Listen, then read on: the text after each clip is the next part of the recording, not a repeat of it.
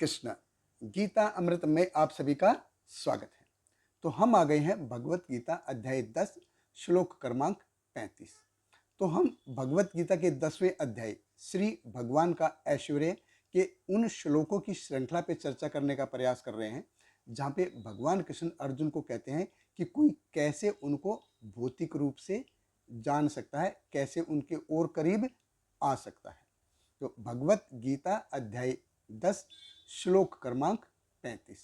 भगवान कृष्ण कहते हैं, भृत्साम तथा सामनाम गायत्री छंदसाम अहम मासानाम मार्गशीर्षो अहम ऋतूनाम कुसुमाकरः। भगवान कृष्ण कहते हैं, मैं सामवेद के गीतों में भृत्साम हूँ और छंदों में गायत्री हूँ। समस्त महीनों में मैं मार्गशीर्ष अगहन तथा समस्त ऋतुओं में फूल खिलाने वाली वसंत ऋतु हूँ। देखिए, भगवान ने पहले भी कहा है कि वेदा नाम सामवेद अस्मि, कि सारे वेदों में मैं सामवेद हूँ। अभी सामवेद में भी कौन है? भगवान कृष्ण कहते हैं वृत्साम तथा सामना, कि सामवेद में भी भगवान वृत्साम है। तो सामवेद का एक भाग है वृत्साम, जो गीत के रूप में गाया जाता है। असल में ये संगीत शास्त्र का मूल है। भगवान कहते हैं गायत्री छंदसाम अहम। छंद यानी कि एक कविता जो लय में गाया जाता है, पोएट्री जिसको बोलते हैं। तो लयबद्ध गाए जाने वाले सारे जो भी जितने भी हैं, उन सबका जो स्रोत है, लयबद्ध गाए जाने वाले जितने भी स्रोत हैं, उनमें भगवान कृष्ण कहते हैं कि मैं गायत्री हूँ। जैसे ओम भूर्भुवः स्वः तत्सवितुर्वरेण्यं भर्गो देवस्य धीमहि धियो यो न प्रचोदयात्। हम देखते हैं कि गायत्री मंत्र ये है, ये हृदय को पवित्र कर देता है। तो वैदिक सभ्यता में एक गायत्री मंत्र का बहुत ही महत्व है। और भक्ति मार्ग का जो अवलंबन करते हैं, वो नियमित रूप से हरे कृष्ण महामंत्र का जप करते हैं और साथ में भगवान के विग्रहों की सेवा भी करते हैं। और जब वो ब्राह्मण दीक्षित होते हैं तो उनको 7 अलग अलग गायत्री का जप करना पड़ता है। वो जप करते हैं, नियमित रूप से करते हैं। तो गायत्री मंत्र में इतनी शक्ति है, इतनी पोटेंसी है कि इस भौतिक जगत की जो बॉन्डेज है उसको कोई आसानी से ब्रेक कर सकता है। फिर भगवान कृष्ण कहते हैं मासा नाम मार्गशीर्षो अहम। आजकल हम देखते हैं तो जैसे हमारा नया साल का है जनवरी फरवरी, ये इससे होता है, और जनवरी से हमारा नया साल शुरू होता है।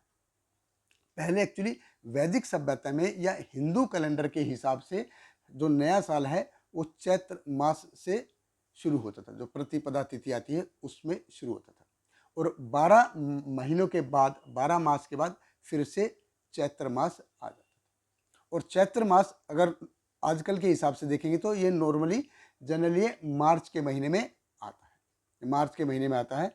और अलग अलग इसमें राज्यों में ये अलग अलग उसके नाम से भी जाना जाता है। तो जैसे महाराष्ट्र में है, गोवा में है, ये गुड़ी पाड़वा के दिन नया साल शुरू होता है।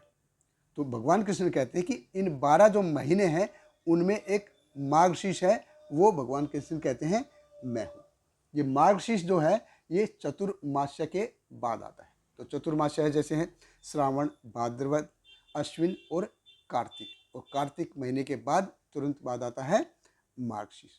तो जो कार्तिक मास है वो राधा रानी को रिप्रेजेंट करता है। राधा रानी कहती है कि मैं कार्तिक मास के रूप में विद्यमान हूँ।